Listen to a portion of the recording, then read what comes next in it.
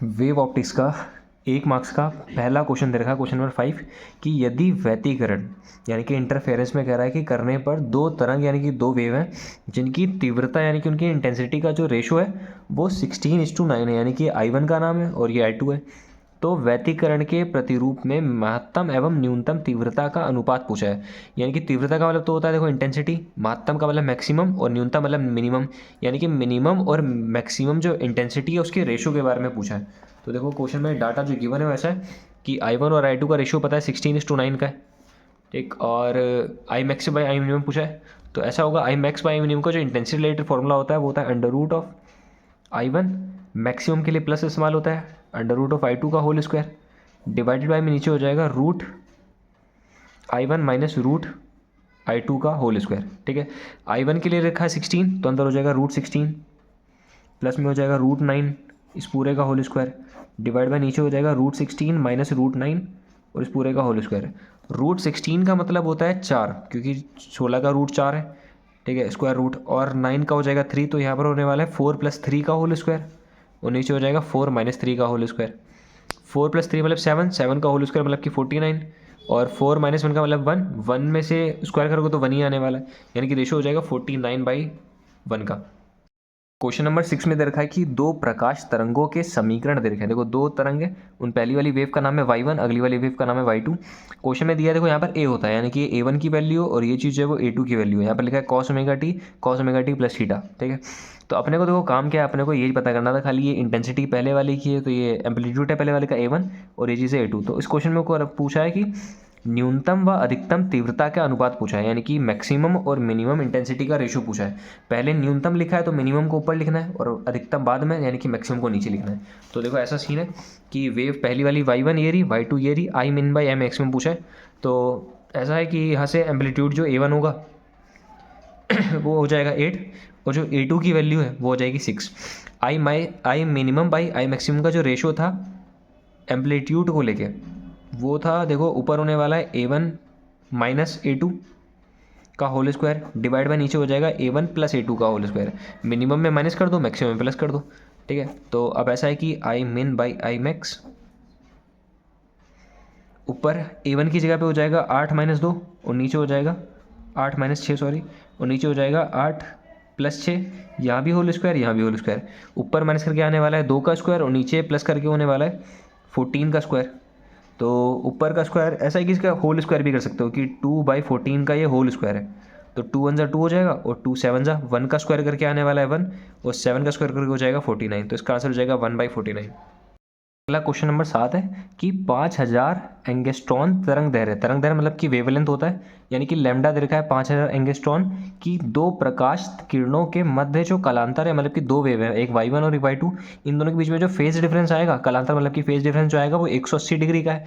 तो उनके बीच में पाथ डिफरेंस बताना है, यानी कि पाथांतर, पाथा यानी कि मतलब कि इसकी पाथ के बारे में डिफरेंस पूछा है, ठीक है। तो ऐसा करने वाले हैं कि देखो लैम्डा पता है, फाई पता है, फेज डिफरेंस पता है और डेल्टा एक्स पूछा है। तो फेज डिफरेंस और डेल्टा एक्स के बीच में रिलेशन ऐसा था कि जो डेल्टा फाई होता है ये बराबर होता है 2π/λ और मल्टीप्लाई में डेल्टा एक्स के, सही है। तो देखो डेल्टा फाई जो दे रखा है वो 180 दे रखा है, यहाँ पर पाई की वैल्यू में काम कर रहे हैं, एक पाई का मतलब 180 होता है, तो इसे भी 180 को पाई खाली लिख सकते हो। तो डेल्टा फाई की जगह पर पाई हो जाएगा, बराबर में है 2π/λ और मल्टीप्लाई में लिखा है डेल्टा एक्स। एक तो पाई से पाई कैंसिल कर दो, डेल्टा एक्स अगर निकालना है तो लैम्डा को उधर भेजोगे तो ऊपर चला जाएगा और 2 को इधर भेजोगे नीचे आ जाएगा, ये बराबर में हो जाएगा डेल्टा एक्स के। और लैम्डा बराबर दे रखा है 5000 डिवाइडेड बाई में 2, इसका आधा करके होने वाला है 250 angstrom, sorry 2500 angstrom. Next question number 8 दे रखा है कि समान तरंगदैर्घ्य यानी कि सेम लैम्डा और समान आयाम यानी कि सेम एम्पलीट्यूड, आयाम का मतलब एम्पलीट्यूड है, ठीक है, एम्पलीट्यूड, तो कि दो तरंगे हैं, ठीक है, दो वेव हैं, यानी कि A1 और A2 की वैल्यू सेम है, उसे A कह देते हैं, और किसी बिंदु पर जो इसका कालांतर है यानी कि फेज डिफरेंस है वो 180 डिग्री का है, मिलाने वाली रेखा, उसके अलावा परिणामी तुमसे आयाम पूछा है, परिणामी का मतलब रिजल्टेंट, आयाम मतलब कि एम्पलीट्यूड यानी कि रिजल्टेंट एम्पलीट्यूड के बारे में पूछ रहा है। तो देखो ऐसा है कि A1 और A2 क्वेश्चन में कहा है कि सेम है, सेम आयाम के, यानी कि A1 A2 को A कह दिया और जो फेज डिफरेंस आ रहा है उनके बीच का वो 180 डिग्री का है। ए रिजल्टेंट आपसे पूछा, देखो ए रिजल्टेंट का जो फॉर्मूला होता है वो होता है अंडर रूट ऑफ A1 का स्क्वायर प्लस A2 का square plus 2 times of A1 A2 और कॉस फाई, बस यहाँ पर वैल्यूज़ रखते चले वो काम हो जाएगा। देखो ए रिजल्टेंट तो पूछा है क्वेश्चन में, बराबर में आ जाएगा अंडर रूट ऑफ A1 की जगह पर भी आ जाएगा A का स्क्वायर, प्लस A2 की जगह पर भी हो जाएगा A का square, plus 2 times of A1 A2 की जगह पर भी A और A लिखना है, A और A का मल्टीप्लाई करके भी A स्क्वायर हो जाएगा। यहाँ पे लिखेंगे cos फाइव, फाइव का मतलब है 180, और cos 180 की वैल्यू होती है -1, -1 का जब इसके साथ मल्टीप्लाई होगा तो ये हो जाएगा -2A स्क्वायर। तो समझना अंदर क्या होने वाला है, A स्क्वायर जुड़ के हो जाएगा 2A स्क्वायर, ये प्लस का, और ये हो जाएगा -2A स्क्वायर। क्यों हो रहा है, क्योंकि देखो यहाँ पर लिखा था 2A स्क्वायर और मल्टीप्लाई में cos 180 है, उसका मतलब है -1, इन दोनों का मल्टीप्लाई हो जाएगा -2A स्क्वायर, वो चीज़ लिखी है यहाँ पर, ठीक है। इसमें से अगर ये माइनस करोगे तो बचेगा √0, √0 का मतलब 0 ही होता है, यानी कि जो रिजल्टेंट एम्पलीट्यूड आने वाला है आयाम उसका, वो हो जाएगा 0। अगला क्वेश्चन नंबर 9 दे रखा है कि यदि समान आयाम यानी कि ए की 2 प्रकाश तरंगें यानी कि 2 सोर्स हैं और दोनों का जो एम्पलीट्यूड है वो सेम है, उससे स्मॉल ए से दिखा रहा है, और जो इनका परिणामी तरंग जो आयाम होने वाला है यानी कि रिजल्टेंट जो आने वाला है आंसर एम्पलीट्यूड वो भी ए ही है, ठीक है, समझो, मतलब कि A1 और A2 भी ए के बराबर है और जो इसका रिजल्टेंट आने वाला है वो भी ए के बराबर है। तब दोनों तरंग के बीच में तुमसे जो है कलांतर पूछा है, कलांतर यानी कि वही चीज़ फेज डिफरेंस के बारे में पूछ रहा है। तो देखो ऐसा है कि A1 A2 की वैल्यू क्वेश्चन में ए दे रखी है, ठीक है, और जो रिजल्टेंट आने वाला है उसकी वैल्यू भी ए और फाई के बारे में पूछा है। तो यहाँ पर रिजल्टेंट वाला फॉर्मूला लगा दो कि जो ए रिजल्टेंट होता है ये बराबर होता है √A1 का स्क्वायर प्लस A2 का square plus 2 times of A1 A2 और cos फाई। बस वैल्यू पुट करना समझ लो। क्या देखो, ए रिजल्टेंट जो है वो भी ए के बराबर है, बराबर में लिखा है √A1 की जगह पर भी ए का स्क्वायर, A2 की जगह पर भी ए का स्क्वायर, प्लस में 2 टाइम्स ऑफ A1 A2 ए है, और ए का मल्टीप्लाई हो जाएगा ए का स्क्वायर, और यहाँ पर लिखा है cos फाई। ठीक, cos फाई में फाई नहीं पता, वही पता करना है। जब इस रूट को इधर भेजोगे तो इधर स्क्वायर बन जाएगा, तो यहाँ पर बनना है ए का स्क्वायर, वहाँ पर ए स्क्वायर जोड़ के हो जाएगा 2A स्क्वायर, और प्लस में लिखा है यहाँ पर भी 2A स्क्वायर, और यहाँ पर है cos फाई। अगर cos फाई अकेला करना है तो एक एक करके सब कुछ उधर भेजना शुरू करो। पहले तो अगर इस चीज़ को उधर भेजोगे तो ये माइनस का हो जाएगा, तो A स्क्वायर माइनस का 2A स्क्वायर बराबर में यहाँ लिखा है 2A स्क्वायर और cos फाई, सही है। इसमें से इसे माइनस करोगे तो बचेगा माइनस का A स्क्वायर बराबर में 2A स्क्वायर और cos फाई। अब इस 2A को जो इंदर जो मल्टीप्लाई इन दोनों के बीच में, जब इसे यहाँ भेजोगे तो डिवाइड में चला जाएगा, तो माइनस का A स्क्वायर डिवाइड में आएगा 2A स्क्वायर, बराबर में लिखा है cos फाई। A स्क्वायर से A स्क्वायर कैंसिल कर दो, तो यहाँ पर आंसर बचने वाला है -1/2। अब देखो cos की जो वैल्यूज़ होती है उनमें एक बार डिवाइड कर लो। देखो cos 0 का मतलब होता है 1, cos 30 का मतलब होता है, और cos एक तो होता है 45 और एक होता है cos 60 और एक होगा cos 90। सबकी वैल्यू देख लो क्या है। cos 30 की वैल्यू होती है √3/2, cos 45 की वैल्यू 1/√2, और cos 30 की वैल्यू 1/2, और cos 90 की वैल्यू होती है 0। ठीक है, तो अपने पे -1/2 नहीं आता, लेकिन 1/2 आता है प्लस वाला। वो कब आ रहा है, वो आ रहा है 60 डिग्री पे। ठीक है, अगर 60 पे आ रहा है तो मैं इसकी निगेटिव वैल्यू चाहिए, मतलब किसी की पॉजिटिव वैल्यू पता है उसी की निगेटिव वैल्यू चाहिए, तो इसे जो है 180 में से माइनस कर लो। ठीक है, यानी कि जो माइनस का 1/2 आएगा, 180 माइनस का मतलब कितना हो जाएगा, 180 - 60 यानी कि 120, यानी कि जो माइनस की वैल्यू cos 120 पर आ रही होगी। और यहाँ पर भी लिखा है cos फाई, cos से cos काटा जाता है, फिलहाल यहाँ पर फाई क्या बच रहा है 120 डिग्री, ये आंसर हो जाएगा। क्वेश्चन नंबर 10 में है कि देखो दो प्रकाश तरंगों की तीव्रताओं का अनुपात जो है, देखो दो सोर्स है, दोनों की जो इंटेंसिटी है I1 और I2, उसका रेशियो दे रखा है 81:49, ये 49 लिखा है। ठीक है, और उनके आयामों का अनुपात पूछा है, यानी कि उसके एम्पलीट्यूड का अनुपात के बारे में पूछा है, इंटेंसिटी का पता है। तो देखो उनका रिलेशन याद है क्या होता है, कि जो इंटेंसिटी होती है वो डायरेक्टली प्रोपोर्शन होती है ए के स्क्वायर के। ठीक है, अगर I1 की इंटेंसिटी की बात हो रही है तो एम्पलीट्यूड I1 हो जाएगा, अगर I2 की बात हो रही है तो एम्पलीट्यूड जो है वो A2 हो जाएगा। इन दोनों को जब डिवाइड करोगे I1/A2, ये बराबर हो जाएगा A1 का स्क्वायर डिवाइडेड बाई A2 का स्क्वायर, सही है। स्क्वायर इधर भी मतलब कि इस पूरे का होल स्क्वायर है, स्क्वायर को जब उधर भेजेंगे तो रूट बन जाएगा, यानी कि जो A1/A2 का रेशो होगा वो बराबर होगा √I1/I2 के रेशो के बराबर। √I1 की ये रेशो क्या दे रखा है, ये दे रखा है 81/49। ठीक है, 81 जो है वो हो जाएगा 9 का स्क्वायर, और जो 49 है वो हो जाएगा 7 का स्क्वायर, तो ऊपर हो जाएगा 9 और नीचे हो जाएगा 7। तो जो रेशो आ रहा है A1:A2 का वो हो जाएगा 9:7। क्वेश्चन नंबर 11 में कह रहा है कि देखो यंग के द्वि स्लिट एक्सपेरिमेंट जो था, यानी कि YDSE वाला जो एक्सपेरिमेंट था, उसमें जो फ्रिंज की चौड़ाई होती है, सामने डार्क ब्राइट बनना होता है, उसमें जो चौड़ाई थी उसकी फ्रिंज की, वो उसे कहते हैं बीटा। ठीक है, और इस पूरे सिस्टम को जाके पानी में डुबो दो, और जो पानी का जो अपवर्तनांक है वो 4/3 दे रखा है। तो तुमसे पूछा है कि जो उसकी फ्रिंज की चौड़ाई होगी वो कितनी बचेगी। तो ये चीज़ पढ़ चुके हैं कि अगर कभी भी फ्रिंज को पानी में डुबो दिया जाता है पूरे सिस्टम को, तो जो चौड़ाई होती है वो पहले से कम हो जाती है। उनका जो रिलेशन था वो ऐसा था कि जो बीटा नया वाला होने वाला है वो बीटा ओरिजिनल जो था पहले वाला, ओरिजिनल का म्यू टाइम्स हो जाता है, म्यू का वाला उसके अपवर्तनांक से डिवाइड कर दो खाली। तो जो ओरिजिनल वाला बीटा था वो बीटा है इक्वल टू जो म्यू है वो 4/3 है, तो 4/3 जो है वो ऊपर चला जाएगा। तो जो नया वाला बनने वाला है फ्रिंज वो हो जाएगा 3/4 बीटा के बराबर। बस इतना ही आंसर है। 2 मार्क्स का पहला क्वेश्चन देखो क्या देखा है कि 5 mm के अंतराल की दो झिर्रियों, झिर्री मतलब कि स्लिट की बात कर रहा है कि दो स्लिट है, उन दोनों के बीच में जो फर्क है स्लिट का डिफरेंस वो 5 mm का, यानी कि स्मॉल डी बराबर 5 mm है। और 5000 एंगस्ट्रॉन को तरंगदैर्घ्य का प्रकाश है, यानी कि तरंगदैर्घ्य मतलब लैम्डा होता है कि लैम्डा बराबर 5000 दे रखा है। प्रकाश जो है लंबवत आपतित होता है, और झिर्री यानी कि जो स्लिट है उससे 1 मीटर की दूरी पर जो है पर्दा स्थित है। पर्दा समझ लो, जो स्क्रीन थी वो 1 मीटर की दूरी पर है। तो पहले पॉइंट में तुमसे पूछा है कि जो सामने फ्रिंज बनने वाली है उसकी चौड़ाई बता दो, और सेकंड पॉइंट में पूछा है कि जो केंद्रीय फ्रिंज से तीसरा दीप्त, दीप्त का मतलब होता है ब्राइट, आदित्य का मतलब डार्क वाला हो जाएगा। तो जो दीप्त है यानी कि ब्राइट वाला, तुमसे तीसरा ब्राइट पूछा है कहाँ पर होने वाला है।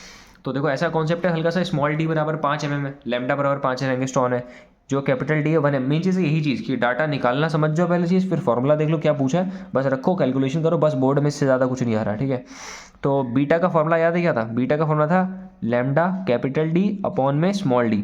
कैलकुलेशन देखो इतनी ज़्यादा रद्दी है कि बीटा बराबर लैम्डा की जगह आ जाएगा 5000 एंगस्ट्रॉन, 5000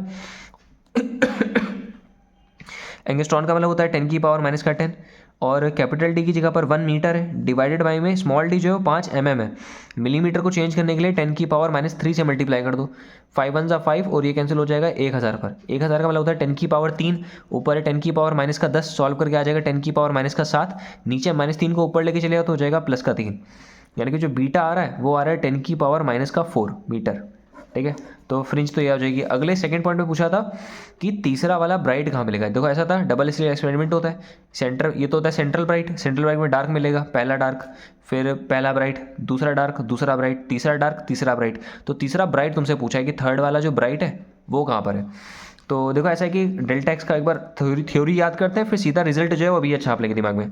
देखो जो डेल्टा एक्स होता है, जो जनरल फॉर्मूला होता है, जनरल फॉर्मूला होता है D x by capital D के बराबर, ये डेल्टा एक्स का जनरल फॉर्मूला है। लेकिन याद है कि जब अगर कभी ये कंस्ट्रक्टिव वाला इंटरफेरेंस होता है, क्योंकि ब्राइट कब दिखेगा, जब क्रस्ट के ऊपर क्रस्ट आ रहा होगा उस टाइम पे ब्राइट होगा, जब ट्रफ पे ट्रफ आ रहा होगा तब ब्राइट होगा। ठीक है, तो इस कंडीशन में जो जनरल फॉर्मूला बनता है डेल्टा एक्स का वो होता है एल लैम्डा के।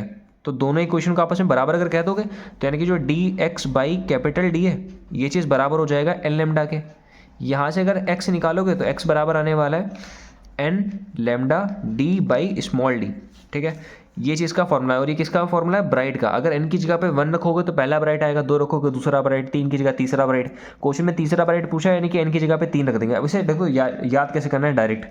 सबसे पहले तो एक ये फ्रिंज की जो विड्थ की थी ये फॉर्मूला याद कर लो कि जो बीटा होता है वो lambda capital D by small D के बराबर है। अगर बस ये याद कर लो, ठीक है, बीटा अगर इतना है तो उसके बाद क्या करना है, अगर ब्राइट की बात कर रहा है तो इसी का एन से मल्टीप्लाई करना है। देखो lambda d by small d, n से मल्टीप्लाई कर दो, ये ब्राइट के लिए जनरल फॉर्मूला हो जाएगा। अगर डार्क पूछता, जो कि नहीं पूछा है लेकिन अगर पूछता तो क्या करते थे, एन की जगह होता है 2n-1 lambda d by small D, ये बिल्कुल सेम है, बस स्मॉल डी के आगे 2 और लगा देना, मतलब कि ये दो चीज़ें ऐड होंगी। देखो ब्राइट वाले के लिए एन लैम्डा बाई डी हो जाएगा, ये चीज़ सेम है, बस एन से मल्टीप्लाई है, और डार्क वाले के लिए ये चीज़ सेम है, 2n-1/2 से मल्टीप्लाई है। ठीक, इतनी चीज़ें फिलहाल अभी ये नहीं पूछा है, तो यहाँ पर कॉन्सेप्ट में ध्यान देते हैं। ये लैम्डा डी बाई डी की जो भी वैल्यू निकली है वो कितनी थी, 10⁻⁻4, और एन का मतलब है तीसरा ब्राइट, तीसरे ब्राइट के लिए यहाँ पर 3 कर दो, तो 3 × 10⁻⁻4 मीटर, बस आंसर।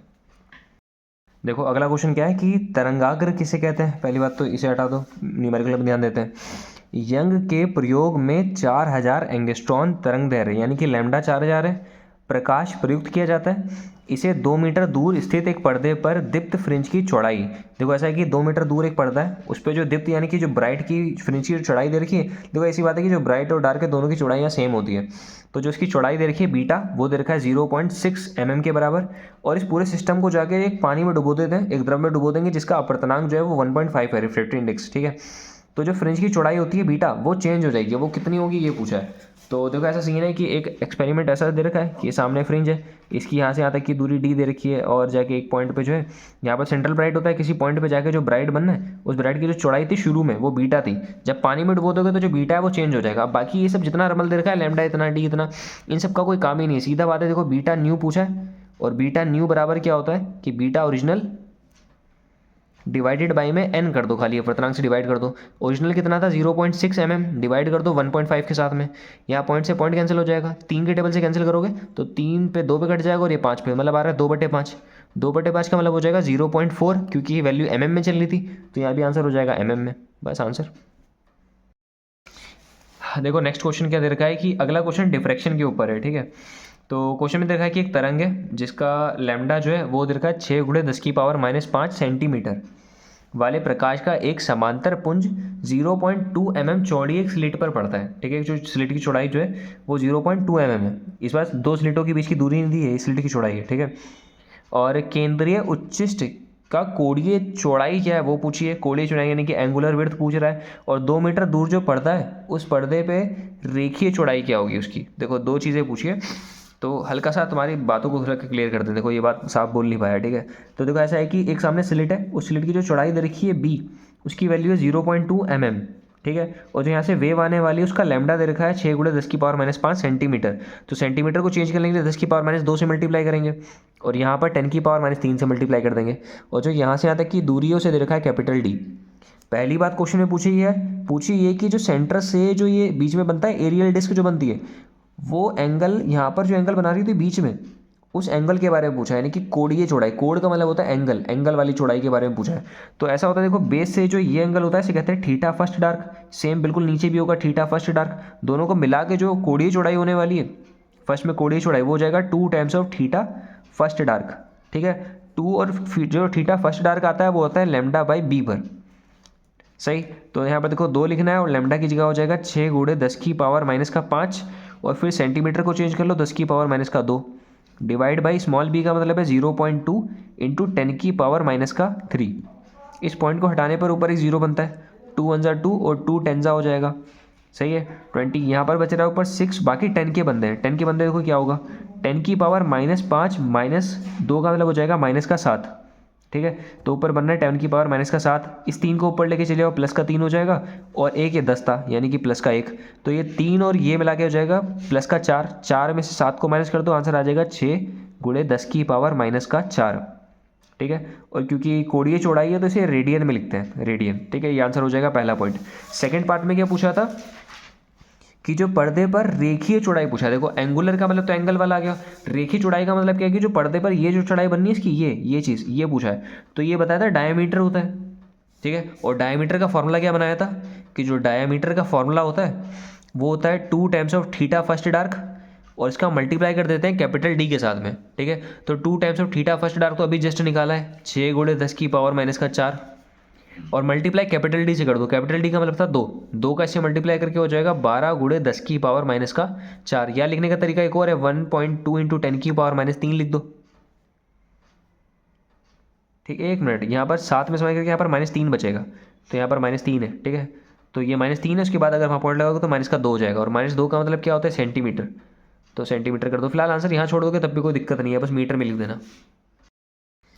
तो देखो नेक्स्ट क्वेश्चन में कि जल के सापेक्ष कांच का जो अपवर्तनांक है, यानी देखो कांच का है तो लिखेंगे refractive index of glass with respect to water, पानी के सापेक्ष कह रहा है, ठीक है। पानी के रिस्पेक्ट में कांच का जो अपवर्तनांक है 1.125 है।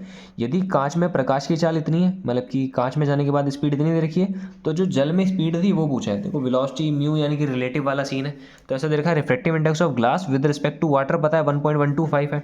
इनको सॉल्व करके जो 1.125 है इस वैल्यू को याद कर लो जाए तो ये 9/8 के बराबर होती है, तो कैलकुलेशन थोड़ी आसान हो जाती है, तो इसे चेंज कर देना 9/8 के। वेलोसिटी ग्लास में दे रखी है, कांच में पूछी है, सॉरी कांच में दे रखी है, पानी में पूछी है। तो refractive index of glass with respect to water का फॉर्मूला वेलोसिटी वाला क्या होता है कि वेलोसिटी यहाँ पर लिखते हैं 1, नीचे लिखते हैं v2, तो पर v1 की जगह पर हो जाएगा w, और नीचे v2 w की जगह हो जाएगा vg, सही है। वाटर की वेलोसिटी पूछिए तो इसको वहाँ पर भेज दो, मल्टीप्लाई हो जाएगा, तो वेलोसिटी ऑफ वाटर बराबर में हो जाएगा म्यू मल्टीप्लाई में वेलोसिटी ऑफ ग्लास। म्यू दे रखा है क्वेश्चन में 9/8, और वेलोसिटी जो ग्लास में है वो है 2 × 10⁸ मीटर पर सेकेंड। दो एक कम दो, दो चक्कू 8, 9/4 हो जाएगा। 9/4 को सॉल्व करने पे आएगा 2.25 इंटू 10⁸ मीटर पर सेकेंड। क्वेश्चन नंबर 5 में देखो, क्वेश्चन में क्या है कि निर्वात यानी कि जब एयर की बात है कि एयर में जो प्रकाश का तरंग दैर्घ्य लैम्डा जो है एयर में, तो लैम्डा नॉट क्या देते हैं, वो 4800 एंगस्ट्रॉन के बराबर है हवा में, ठीक है। लेकिन जब इस लाइट जो है जब पानी में जाती है और पानी का अपर्तनांक दिखा है 4/3 है, तो जब पानी में जाएगा तो जो लैम्डा होगा पहले से कम हो जाएगा। अभी क्वेश्चन पूछा है कि लैम्डा पानी में कितना होने वाला है, ठीक है। तो लैम्डा पता है कि लैम्डा जो एयर में था वो 4800 एंगस्ट्रॉन है, और तुमसे म्यू दे रखा है पानी का। अगर पानी का दिया यानी किसके रिस्पेक्ट में कर रहा है बात, ये एयर के रिस्पेक्ट में बात कर रहा है, ठीक है, क्योंकि रिलेटिव नहीं है, एब्सोल्यूट है। तो लैम्डा वाटर का पूछा है, तो याद है म्यू का फॉर्मूला क्या होता है लैम्डा से रिलेटेड, तो ऊपर लिखते हैं लैम्डा 1, नीचे लिखते हैं लैम्डा 2। लैम्डा 1 का मतलब हो जाएगा ये 1 2 होता है, तो 1 की जगह हो जाएगा एयर में, और लैम्डा हो जाएगा वाटर का। अगर वाटर पूछा है तो उसे वहाँ भेज दो और म्यू यहाँ आ जाएगा। तो lambda of water is equal to हो जाएगा लैम्डा नॉट डिवाइडेड बाई में म्यू, सही है। लैम्डा नॉट दे रखा है 4800 एंगस्ट्रॉन, एंगस्ट्रॉन में लिखने की जरूरत नहीं क्योंकि आंसर भी एंगस्ट्रॉन में ही दे देंगे। अपॉन में जो म्यू है वो है 4/3, जो बटे का 3 है वो आ जाएगा ऊपर, ठीक है। 4 एकम 4, 4 एकम 4, 4 दूनी 8 और डबल 0, 1200 का 3 से मल्टीप्लाई करके हो जाएगा 3600। तो जो लैम्डा आने वाला है वाटर का वो हो जाएगा 3600 एंगस्ट्रॉन। क्वेश्चन नंबर 9 है कि समान आवृत्ति यानी कि दो जो है तरंग है, उन दोनों की आवृत्ति यानी कि फ्रीक्वेंसी सेम है, और उन आयामों का जो अनुपात है, आयाम मतलब कि उनके एम्पलीट्यूड का जो रेशियो दे रखा है, तो एम्पलीट्यूड का रेशियो दे रखा है 4:3 का। इसके अध्यारोपण से उत्पन्न परिणामी तरंग का जो अधिकतम और मिनिमम वाली जो तीव्रता है यानी कि इंटेंसिटी आई मैक्सिमम और आई मिनिमम जो है इसका रेशियो तुमसे पूछा है, अनुपात के बारे में पूछ रहा है। तो देखो ऐसा है कि एम्पलीट्यूड पता है A1/A2 का रेशियो 4:3 का है, और जो इसकी इंटेंसिटी मैक्सिमम मिनिमम का पूछा है। देखो फॉर्मूला क्या होगा, अगर एम्पलीट्यूड दे रखा है ऊपर कर देंगे मैक्सिमम के लिए A1 + A2 का होल स्क्वायर, मिनिमम के लिए हो जाएगा A1 - A2 का होल स्क्वायर, ठीक है। अब I max by I minimum पूछा है, आई मिनिमम, तो ए की जगह पर आ जाएगा 4, प्लस में आ जाएगा 3 इसका होल स्क्वायर, डिवाइडेड बाय में हो जाएगा 4 - 3 का होल स्क्वायर। 4 + 3 का मतलब हो जाएगा 7, 7 का स्क्वायर होने वाला है 49, और 1 का स्क्वायर हो जाएगा 1, यानी कि रेशियो क्या हो जाएगा 49:1 का रेशियो हो जाएगा, बस आंसर। क्वेश्चन नंबर 11 देखो क्या कर रहा है कि यदि संपूर्ण प्रयोग यानी कि वो YDSE वाला प्रयोग होगा, उसे एक पानी में डुबो दिया और पानी का जो अपवर्तनांक है वो 4/3 है, और डुबोने के बाद जो इसकी कोणीय चौड़ाई पर क्या प्रभाव पड़ेगा, कोणीय चौड़ाई पर क्या प्रभाव पड़ेगा, ठीक है।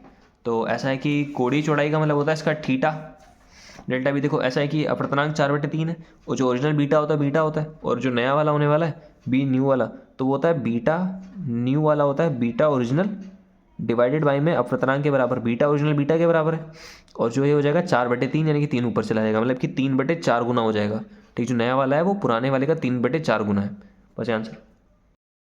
तो 3 मार्क्स का पहला क्वेश्चन है कि समान आवृत्ति की दो तरंगों की तीव्रता I0 तथा 9I0 है, यानी कि दो इंटेंसिटी है, पहली I1 है और ये चीज़ I2 है, और इन दोनों का किसी बिंदु पर जो परिणामी यानी कि रिजल्टेंट जो तीव्रता होने वाली है वो 7I0 है, यानी कि रिजल्टेंट इंटेंसिटी 7I0, I1 इतना I2 इतना। तो उनके बीच में तुम्हें मध्य जो है तुम्हें न्यूनतम कला संबंध बताना है, कलांतर मतलब कि फेज डिफरेंस के बारे में बताना है। तो करेंगे कैसे, I1 बराबर I0 है, I2 बराबर 9I0 है, रिजल्टेंट जो है वो 7I0 के बराबर है। तो 5 पूछा है, तो वो रिजल्टेंट अगर दे रखा है तो फॉर्मूला ये होता है कि I रिजल्टेंट बराबर होता है I1 + I2 + 2 times of root I1 I2, और इसके बाहर लिखते हैं cos5। बस वैल्यू को पुट करना, समझ जाओ, अगर फॉर्मूला पता है तो आधा काम तो वहीं खत्म हो गया। देखो रिजल्टेंट वाली की वैल्यू है 7I0, I1 की वैल्यू I0 + I2 की वैल्यू 9I0, प्लस में 2 times of under root I1 की जगह पर I0 और I2 की जगह पर हो जाएगा मल्टीप्लाई में 9I0, और फिर लिखा हुआ है cos5, ये cos5 पता करना है।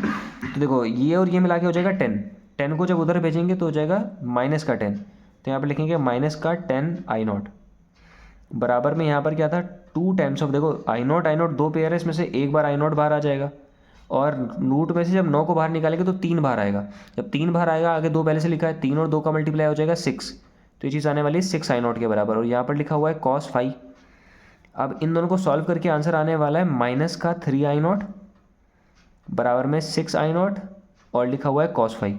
6I0 को जब इधर भेजेंगे तो डिवाइड में चला जाएगा, तो cos5 आने वाला है -3I0 और डिवाइडेड बाई में आ जाएगा 6I0, तो एक तो आई नॉट से आई नॉट कैंसिल कर दो, 3 वन ज़ा 3, 3 टू ज़ा, यानी कि आंसर आ जाएगा माइनस का 1/2। अभी बताया था कि जब कॉस में जो प्लस की वैल्यू 1/2 होती है वो 60 पर होती है, लेकिन अगर उसी की तुम्हें माइनस वैल्यू चाहिए तो 180 में से 60 को माइनस कर दो, यानी कि जो 5 हो जाएगा वो हो जाएगा 120। क्वेश्चन नंबर 5 है कि देखो यंग के द्विझिर्री प्रयोग यानी कि YDSE के बारे में बात कर रहा है कि उसका किसी बिंदु पर जो तीव्रता है उसके अनुपात पूछा है। तो देखो दो वेव आएंगे, उनमें दो एक किसी पॉइंट पे तुमसे इंटेंसिटी का जो है रेशियो पूछा है। अब इंटेंसिटी कब कब की कह रही है, जहाँ पर झिर्री पर निर्गत तरंगों का जो पाथांतर है या तो लैम्डा है और एक पर λ/2 है, यानी कि दो केस हैं, दो वेव आ रही है। एक पे जो पाथ डिफरेंस आ रहा है डेल्टा x1 वो लैम्डा के बराबर है और सेकंड पे λ(x2) जो है λ2 के बराबर है। तो इस जगह पे जो इंटेंसिटी होगी उसे I1 कह देते हैं और इस जगह पे जो इंटेंसिटी होगी उसे I2 कह देते हैं। क्वेश्चन में इन दोनों के रेशियो के बारे में पूछा है इंटेंसिटी का। अगर देखो पाथ डिफरेंस पता है, यहाँ से फेज डिफरेंस निकालेंगे। फेज डिफरेंस मतलब होता है डेल्टा फाई, पहले का निकालने इसलिए φ1 कह देते हैं। फॉर्मूला क्या होता है कि 2π/λ और मल्टीप्लाई में डेल्टा x1 के मतलब क्या हो जाएगा लैम्डा से लैम्डा कैंसिल हो जाएगा, ये बचेगा 2π। ठीक है, बिल्कुल सेम डेल्टा φ2 निकाल लो, φ2 का फॉर्मूला भी सेम 2π/λ और मल्टीप्लाई में डेल्टा x की जगह पर हो जाएगा λ/2। ये और ये कैंसिल हो जाएगा, ये और ये कैंसिल हो जाएगा, यहाँ पर बचेगा खाली पाई बचेगा। ठीक है, वहाँ पर 2π और यहाँ पर पाई। अब इसके बाद क्या है कि तुमसे इंटेंसिटी पूछिए। इंटेंसिटी जो होती है रिजल्टेंट उसका फॉर्मूला होता है 4I0 cos फाई के बराबर। ठीक है, और हो जाएगी cos स्क्वायर और 5/2। ठीक है, तो यहाँ पर देखो फाई की जगह पर आ जाएगा 2π और 2π का जब आधा करोगे तो कितना हो जाएगा, खाली पाई बचेगा। तो हो जाएगा 4I0 cos स्क्वायर और पाई। cos पाई की वैल्यू होती है -1, -1 का जब स्क्वायर करेंगे तो प्लस का 1 हो जाएगा और 1 का इससे मल्टीप्लाई कितना हो जाएगा 4I0। ठीक है, तो इंटेंसिटी रिजल्टेंट यहाँ पर आ रही है 4I0, ये I1 की वैल्यू है। अब I2 कैसे निकलेगा, I2 के लिए हो जाएगा देखो 4I0, फिर लिखेंगे cos स्क्वायर, फिर बाद में फाई की जगह पर है पाई और पाई का आधा करके कितना होगा π/2। π/2 का मीनिंग होता है 90, क्योंकि पाई का मतलब 180, 180 का आधा हो जाएगा 90 और cos 90 की वैल्यू होती है 0। अब 0 का स्क्वायर करो चाहे कुछ भी करो, पावर तो 0 होने वाली है और 0 का इससे मल्टीप्लाई कितना हो जाएगा 0, यानी कि I2 की वैल्यू क्वेश्चन में दे रखी है 0। अब क्वेश्चन में पूछा गया था कि तुमसे इन दोनों टाइम पे इनकी तीव्रताओं का अनुपात पूछा है। ठीक है, देखो I1/I2 का रेशियो पूछा है। I1 की जगह पर हो जाएगा 4I0 और I2 की जगह पर हो जाएगा 0, तो इनका रेशियो ऐसा हो जाएगा, इन्फिनिटी जा रहा है फिलहाल वो 1/, अगर नीचे किसी का 0 होता है अनडिफाइन हो जाता है। फिलहाल आंसर हो जाएगा बस। अगला क्वेश्चन है 3 मार्क्स का, क्वेश्चन नंबर 7। बहुत तगड़ा क्वेश्चन दिया है कि एक आध्रुवीय पुंज है, यानी कि एक जो है अनपोलराइज लाइट है जो कि 4 पोलॉइड से पास होगी। 4 पोलॉइड है और वो इस तरीके से लगे पड़े हैं कि चारों अपने पिछले वाले के साथ में 30-30 डिग्री का कोण बना रहे हैं। मतलब कि पहला सीधा है, फिर अगला वाला जो पोलॉइड है वो पहले वाले से 30 डिग्री पे होगा, फिर उसका अगला वाला उससे पहले वाले के 30 डिग्री पर होगा। ऐसे करते करते 30 डिग्री का बीच में फर्क आ रहा है। तो क्वेश्चन में कह रहा है कि जो प्रारंभिक वाली पुंज की तीव्रता थी और जो रिजल्टेंट मिलने वाली एनालाइजर पर, उनके बीच में कितना गुना हो जाएगी। अब जो नई वाली है वो कितनी गुना हो जाएगी पिछली वाली के। ठीक है, तो एक बार ऐसे समझ लो क्या है कि एक शुरू की इंटेंसिटी वाला कुछ था, ये अनपोलराइज है, फिल्टर से पास होगा पोलराइड से और बाद में पोलराइज हो जाएगा। तो पोलराइज होने के बाद यहाँ पर ऐसे करके आएगा पोलराइज वाला, जो पहले क्या होता है कि इनिशियल इसका आधा हो जाता है I0/2। ठीक है, अब इसके बाद क्या होगा, इसका एक कॉम्पोनेंट कॉस वाला पास होगा, फिर उसका कॉस वाला पास होगा, फिर कॉस वाला पास होगा और यहाँ पर रिजल्टेंट यानी कि फाइनल वाला आने वाला है लाइट यानी। ठीक है, अब करना क्या, तुम्हें फाइनल वाली जो है उसकी इंटेंसिटी बतानी कि पिछली नई वाली से कितनी गुना हो गई है। फॉर्मूला क्या होता है कि किसी टी टाइम बाद जो इंटेंसिटी होती है वो इनिशियल की cos स्क्वायर थीटा टाइम्स होती है। अब यहाँ पर देखना, यहाँ पर जो आने वाला है, यहाँ पर जो आने वाली है वो इसकी इनिशियल क्या है कि इसके हिसाब से इनिशियल ये चीज़ है, इस वाले पोलराइड के हिसाब से ये वाला इनिशियल है। तो इस जगह पर जो इंटेंसिटी होगी पोलराइड सेकेंड के लिए, तो वहाँ पर इंटेंसिटी का फॉर्मूला होगा इनिशियल का मतलब है कि I0/2 इंटू में लिखना है cos square theta. cos square theta की जगह पर कितना है 30 और cos 30 का मतलब कितना होता है √3/2। √3/2 का स्क्वायर करेंगे तो ऊपर हो जाएगा 3 और नीचे हो जाएगा 4। ये हो जाएगा √3/2 का होल स्क्वायर। 3 का स्क्वायर हो जाएगा 3, ऊपर हो जाएगा 3I0 डिवाइड बाई में नीचे होने वाला है देखो 2 का स्क्वायर 4, 4 का 2 से मल्टीप्लाई हो जाएगा 8, यानी कि यहाँ पर जो इनिशियल इंटेंसिटी आने वाली है वो हो जाएगी 3I0/8। अब ये इंटेंसिटी इस वाले पोलराइड के लिए इनिशियल हो जाएगी और जो यहाँ पर आने वाला है वो इसका फाइनल हो जाएगा। तब यहाँ पर जो इंटेंसिटी आने वाली है वो हो जाएगी I इनिशियल यानी कि 3I0/8। यहाँ पर भी क्या लिखेंगे cos स्क्वायर 30। cos स्क्वायर 30 का मतलब कितना होता है √3/2 का स्क्वायर और वो स्क्वायर कितना हो जाएगा 3/4, क्योंकि √3 का स्क्वायर तो 3 होता है और 2 का स्क्वायर जो होता है 4, यानी कि इसका आंसर कितना आने वाला है कि 9I0/32। ठीक है, अब ये यहाँ पर आ जाएगा 9I0/32। 32। अब ये देखो ये वाले पोलराइड के लिए ये इनिशियल हो जाएगा और ये टाइम टी वाली इंटेंसिटी है। जो टाइम टी पर इंटेंसिटी होगी वो क्या होगी, इनिशियल जो है थी यानी कि 9I0/32। इसका कॉस स्क्वायर थीटा टाइम्स होगा और कॉस स्क्वायर की वैल्यू कितनी थी 3/4। ठीक है, सॉल्व कर लेना कॉस स्क्वायर की वैल्यू, मतलब ये इसको सॉल्व करके 3/4 आ रहा है। ऊपर 3 का 9 से मल्टीप्लाई हो जाएगा 27I0 और 32 का 4 से मल्टीप्लाई हो जाएगा 128। यानी कि टी टाइम के बाद जो इंटेंसिटी आ रही है वो शुरू वाली की 27/128वीं भाग है। बस आंसर। हाँ देखो क्वेश्चन नंबर 10 में क्या कह रहा है कि यंग के द्विक रेखा छेद्र प्रयोग यानी कि YDAC के बारे में बात कर रहा है।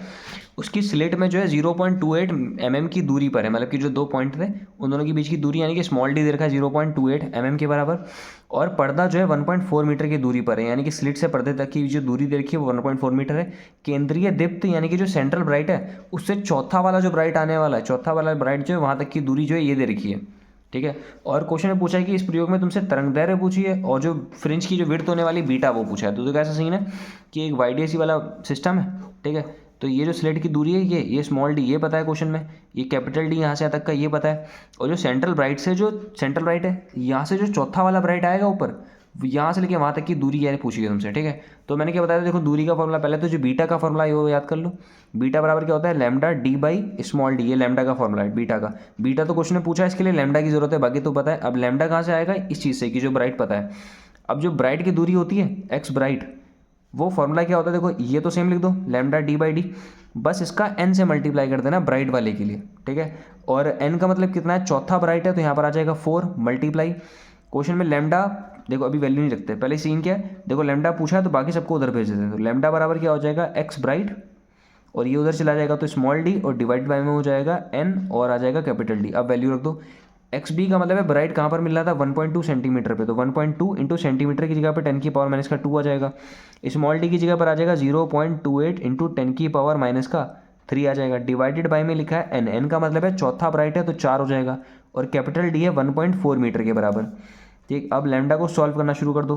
देखो ये वाले पॉइंट से ये वाला पॉइंट कैंसिल हो गया पहले तो, और यहाँ से पॉइंट कैंसिल करके नीचे बनेंगे 2 0।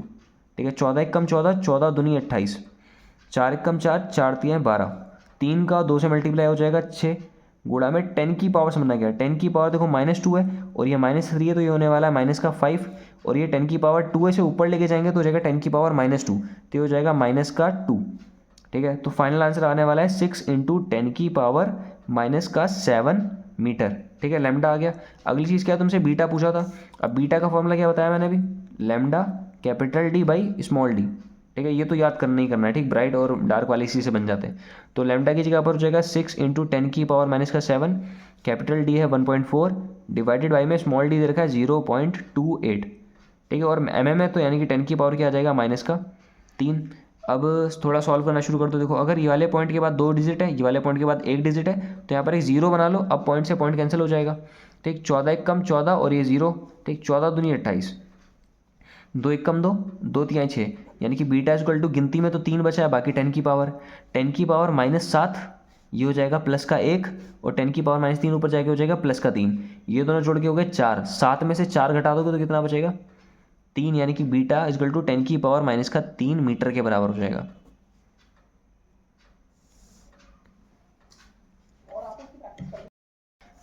देखो अगला क्वेश्चन क्या है, अगले क्वेश्चन में कह रहा है कि दो झिर्री के बीच में दूरी जो है यानी कि दो स्लेट की दूरी जो है स्मॉल डी वो 3 mm दे रखा है, और इनमें जो है 6000 एंगस्ट्रॉन का लैम्डा जा रहा है तरंग दैर्घ्य, और प्रकाश लंबित होती है उस झिर्री में जो है 1 मीटर की दूरी पर पर्दा लगा हुआ है। ठीक है, तो पहले क्वेश्चन पूछा है कि फ्रिंज की चौड़ाई यानी कि बीटा पूछा है। अगली बात में पूछा है कि सेंट्रल ब्राइट से तीसरा वाला जो ब्राइट आने वाला है थर्ड वाला दीप्त यानी कि वो कितना दूर होगा। तो देखो बीटा पूछा है, बीटा का फॉर्मूला क्या बताया था, लैम्डा कैपिटल डी अपॉन में स्मॉल डी, सारी बातें पता है। देखो लैम्डा की जगह आ जाएगा 6000 मल्टीप्लाई में 10 की पावर माइनस का 10 एंगस्ट्रॉन को हटाने के लिए, और मल्टीप्लाई में कैपिटल डी 1 है और डिवाइड बाई स्मॉल डी आ जाएगा 3 गुणे 10 की पावर माइनस का 3। ठीक है, ये कैंसिल होके आने वाला है 200 ऐसे करके। ठीक है, तो इसे लिखते हो 2000 को 2 गुणे 10 की पावर 3 और ये 10 की पावर माइनस का 10, और इसे ले आओगे तो ऊपर हो जाएगा प्लस का 3, तो होने वाला है 2 इंटू 10 की पावर माइनस का 4 मीटर। अब बीटा आ गया। अब इसके बाद क्या करना है, तुमसे ब्राइट पूछा है। अब देखो एक्स ब्राइट जो बताया था मैंने, एक्स ब्राइट वाला जो सीन होता है, इसका फॉर्मूला क्या होता है, यही लिख दो बीटा वाला formula, lambda d by small D, बस आगे जो है एन लगा देना। एन का मतलब है जो सा ब्राइट पूछ रहा हो। क्वेश्चन में तीसरा ब्राइट पूछा है तो 3 लिख दो मल्टीप्लाई में, और ये जो पूरी चीज़ है ये भी तो निकालिए बिल्कुल सेम, बीटा के बराबर है तो इसकी जगह पे बीटा रख दो। अब बीटा की वैल्यू कितनी थी, बीटा की वैल्यू थी 2 गुणे 10 की पावर माइनस का 4, मल्टीप्लाई करके आ जाएगा 6 गुणे 10 की पावर माइनस का 4 मीटर। ठीक है, क्वेश्चन नंबर 14 देखो, बिल्कुल गजब का क्वेश्चन है। ठीक है, क्वेश्चन में कह रहा है कि यंग का वही वाईडीएससी वाला जो प्रयोग है उसमें जो इंटेंसिटी मैक्सिमम हो सकती है वो आई नॉट है, और झिर्री के बीच की जो दूरी है, झिर्री के बीच की दूरी स्मॉल डी वो 5 लैम्डा के बराबर है, जहाँ पे लैम्डा जो है वो तरंग दैर्ध्य के बारे में बता रहा है, और किसी एक झिर्री के सम्मुख 10 डी दूरी पर स्थित, यानी कि जो देखो झिर्री से लेके सामने जो पर्दा है, पर्दे तक की दूरी, उसे कैपिटल डी कहते हैं। कैपिटल डी क्वेश्चन में देखा है 10 डी के बराबर है। तो उस पॉइंट पे तुमसे जो है एक तो बात देखो, क्या एक इंपॉर्टेंट सी बात लिखी हुई है कि क्वेश्चन में सम्मुख की बात कर रहा है कि किसी एक झिर्री, यानी कि 2 स्लिट होती हैं, 2 स्लिट में से किसी एक स्लिट से सम्मुख यानी कि बिल्कुल सामने की तरफ एक पॉइंट है, उस पॉइंट पर तुमसे प्रकाश की तीव्रता पूछी है। तो हल्का सा डायग्राम समझने की कोशिश करना पहले कि एक ऐसे करके वाईडीएसए का प्रयोग है, उसमें जो एक स्लिट है, कोई भी एक स्लिट समझ लो, जैसे मान लो ये वाली स्लिट मान लेते हैं, ये वाले स्लिट के बिल्कुल जस्ट सामने इस वाले पॉइंट पे तुमसे इंटेंसिटी पूछी है। अब इसके लिए तुम्हें क्या चाहिए, इंटेंसिटी के लिए पहले तो पाथ डिफरेंस चाहिए यहाँ से यहाँ तक का, जिसे डेल्टा एक्स कहते हैं। तो डेल्टा एक्स का जो जनरल फॉर्मूला होता है वो होता है D x by capital D के बराबर। सही है, तो ये डी बाई डी तो सही है, और स्मॉल जो एक्स होगा उसका मतलब हो जाएगा स्मॉल डी, एक सेकेंड, स्मॉल डी का मतलब हो जाएगा यहाँ से लेके यहाँ तक। देखो बात क्या है, एक्स का मतलब होता है यहाँ सेंटर से कितना ऊपर जाना पड़ेगा। अब यहाँ से जो परपेंडिकुलर ड्रॉप करते हैं ये चीज़ का हो जाएगा पाथ डिफरेंस डेल्टा एक्स, और ये यहाँ से यहाँ तक की दूरी है वो हो जाएगी एक्स। सही है, अब बात समझना क्या है, बात ऐसी कि यहाँ से तक का कैपिटल डी था और ये यहाँ से तक था स्मॉल डी। ठीक है, अगर इसके सेंटर से ऐसे करके एक पॉइंट को ज्वाइंट करोगे तो सेंटर से एक ट्रायंगल ये बनना है, ये वाला। ठीक, इसमें जो लंब चीज़ है ये वाली, ये यहाँ से यहाँ तक की दूरी, अगर ये पूरा का पूरा डी है तो इसका आधा हो जाएगा, ये चीज़ आधा, आधा मतलब कि डी बाई टू, यानी कि एक्स की जगह पर आ जाएगा डी बाई टू। ठीक है, एक तो ऐसा है कि ऊपर डी डी रखा है तो ऊपर एक डी मल्टीप्लाई में एक और डी डिवाइडेड बाई में बड़ा वाला जो डी है उसकी वैल्यू भी 10 डी के बराबर है, तो यहाँ हो जाएगा 10 डी और मल्टीप्लाई में 2 लिखा है, तो एक डी से एक डी कैंसिल कर दो पहले, और स्मॉल डी का मतलब कितना है 5 लैम्डा, तो ऊपर हो जाएगा 5 लैम्डा डिवाइडेड बाई 10 मल्टीप्लाई 2, तो 5 1 जा 5 और 5 2 जा हो जाएगा ऐसा, तो यहाँ पर होने वाला है लैम्डा बाई 4। तो लैम्डा बाई 4 का जो है पाथ डिफरेंस आने वाला है। अगर पाथ डिफरेंस आ गया तो यहाँ से फेज डिफरेंस भी निकाल सकते हो। फेज डिफरेंस का मतलब हो जाएगा डेल्टा फाई, और डेल्टा फाई बराबर क्या होता है 2 पाई बाई लैम्डा और मल्टीप्लाई में डेल्टा एक्स से लैम्डा बाई 4 के बराबर, लैम्डा से लैम्डा कैसे कर दो 2 1 जा 2 और 2 2 जा, यानी कि होने वाला है पाई बाई 2, यानी कि 90 डिग्री आ गया। अब इंटेंसिटी निकालो, इंटेंसिटी जो रिजल्टेंट होती है वो होती है 4 आई नॉट और कॉस स्क्वायर 5/2 के बराबर। देखिए जनरल था, लेकिन क्वेश्चन में एक छोटी सी बात कही थी, ये जो चीज़ होती है मैक्सिमम इंटेंसिटी होती है, सेंट्रल पर मैक्सिमम, फिर 0, फिर 4 आई नॉट, फिर 0, लेकिन क्वेश्चन पहले कहती है कि जो मैक्सिमम इंटेंसिटी उसे आई नॉट मान लेना, तो इसे 4 आई नॉट नहीं मान के आई नॉट मानेंगे। ठीक, रीजन समझ में आ रहा है क्या, क्योंकि क्वेश्चन में जो मैक्सिमम इंटेंसिटी हो सकती है वो 4 आई नॉट होती है, सही है, लेकिन इसमें क्वेश्चन में स्पेशली कहा गया कि आई नॉट मानो, तो आई नॉट कर दिया। अब समझना क्या है, ये आई नॉट है और कॉस स्क्वायर सही है, फाई का मतलब निकला था पाई बाई टू का भी आधा करोगे तो हो जाएगा पाई/4, और पाई/4 का मतलब होता है 45, कॉस 45 की वैल्यू होती है 1/√2, 1/√2 का स्क्वायर करने पर क्या बनेगा 1/2, तो इसका मल्टीप्लाई हो जाएगा 1/2 के साथ में, इंटेंसिटी हो जाएगी आधी। ठीक, ये हो जाएगा आंसर बस। तो क्वेश्चन तगड़ा था, एक बार दोबारा रिपीट करके देखो। क्वेश्चन नंबर 15 देख लो, एक लास्ट क्वेश्चन ये वाला है कि ये डिफ्रैक्शन के ऊपर दिया है, 0.2 mm चौड़ी झिर्री से प्राप्त विवर्तन प्रतिरूप पर्दे पर देखा जाता है, यानी कि एक स्लिट है, स्लिट की जो चौड़ाई है वो 0.2 mm, यानी कि बी की वैल्यू दे रखी है, बी कह दो या ई कह दो सेम बात।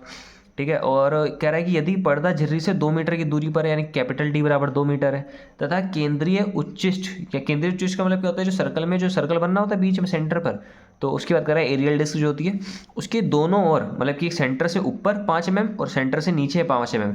ठीक, वहाँ पर ऊपर जाने पर और नीचे जाने पर पहला जो है निश्चिष्ट मिलता है, निश्चिष्ट मतलब कि डार्क मिलता है। ठीक है, मतलब डार्क सर्कल टाइप का बनना होता है, ऊपर जाओ चाहे नीचे जाओ 5 mm सेंटर से, यानी कि टोटल जो डायमीटर है वो 10 का बता रहा है। ठीक, तो प्रयुक्त प्रकाश की तरंगदैर्घ्य लैम्डा बताना है। तो देखो ऐसा सीन है कि एक ये वाईडीएससी वाला एक्सपेरिमेंट है, उसमें जो यहाँ से तक की जो दूरी है ये चीज़, ये स्मॉल भी क्वेश्चन में दे रखा है, गिवन है।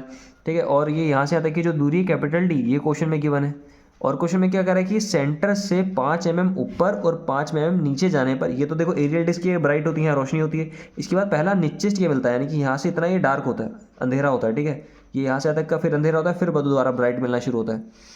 तो जो पहला जो डार्क मिल रहा है वो यहाँ पर मिल रहा है, यहाँ से 5 mm ऊपर जाके और 5 mm नीचे जाके, यानी कि देखा जाए तो ये इतनी जगह पे तो ब्राइट है ना। तो यानी कि जो ये चीज़ ब्राइट है, ये चीज़ डायमीटर बन जाएगा सर्कल का। और जो सर्कल का डायमीटर होता है, फॉर्मूला बताया था याद है, कि सेंटर पे ऐसे करके एंगल बना रहा होता है। ठीक है, ये चीज़ सेंटर पे एंगल बना रही है यहाँ पर। ठीक है, ये जो एंगल है इसे कहते हैं थीटा फर्स्ट डार्क, और नीचे जो है वो भी थीटा फर्स्ट डार्क है। यानी कि जो टोटल एंगल बन रहा है वो हो जाएगा 2 थीटा फर्स्ट डार्क। ठीक, तो जो टोटल एंगल है वो है 2 थीटा फर्स्ट डार्क के बराबर। और जो इसकी रेडियस होती है, रेडियस यानी कि यहाँ से आता है कि ये दूरी, इसे यही आधार मान लेते हैं क्योंकि एंगल बहुत ही छोटा होता है। तो इसे कड़ को इसको लंब के बराबर मान लेंगे। यानी कि ऐसा है कि जो एंगल होता है ये बराबर होता है आर्क लेंथ। आर्क लेंथ का मतलब जो सामने आर्क लेंथ बननी है इतनी, इसे कहते हैं आर्क लेंथ। तो आर्क लेंथ के बराबर, आर्क लेंथ कितना है, आर्क लेंथ इसके डायमीटर के बराबर है। डाया लिख देते हैं खाली, डायमीटर समझ में, यहाँ से देखिए पूरे सर्कल की दूरी को डायमीटर कहते हैं। डिवाइडेड बाय में लिखते हैं इसकी रेडियस, रेडियस की जगह पर क्या आ जाएगा, कैपिटल डी।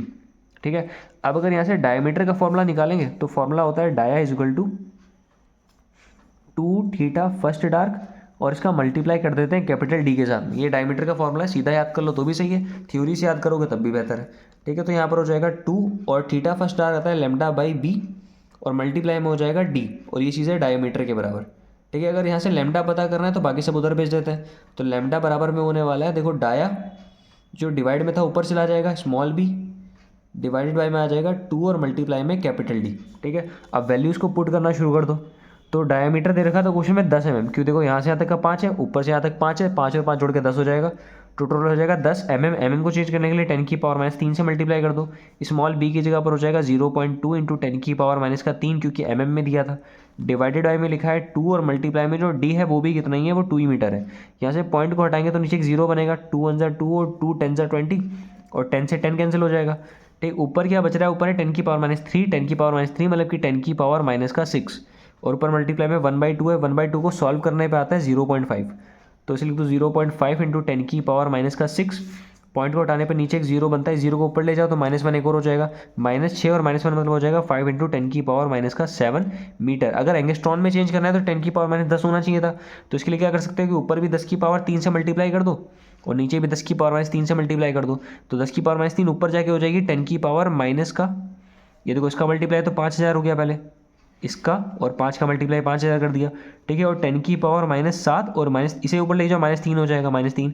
इनको सॉल्व करके आने वाला है 10 की पावर माइनस का 10, और 10 की पावर -10 को एंगस्ट्रॉन भी कह देते हैं। तो आंसर हो जाएगा 5000 एंगस्ट्रॉन के बराबर लेमडा। लेकिन ये ज़रूरी नहीं है इतना रमल करो, सीधा अगर आंसर यहाँ भी छोड़ दोगे तब भी सही है, यहाँ छोड़ दो तब भी सही है, यहाँ पर ले आओ लास्ट तक, इतना लाके छोड़ दो तब भी बेहतर है। ठीक है, बस।